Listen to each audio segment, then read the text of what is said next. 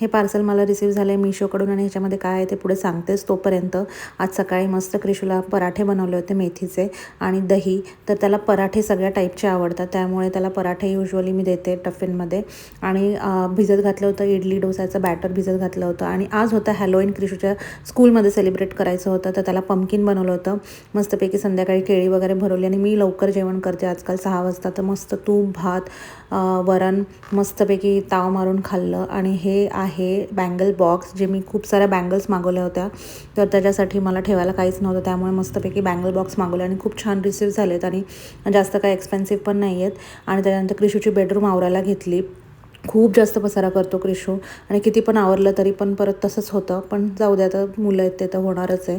आणि संध्याकाळी मस्तपैकी स्किन केअर केलं आणि थोडंसं आयब्रोज केले. आयब्रोज मी घरीच करते आणि मस्तपैकी स्किन केअर झाल्यावर आम्ही मस्त आमचा मी टाईम एन्जॉय केला. व्लॉग आवडला असेल तर लाईक शेअर आणि सबस्क्राईब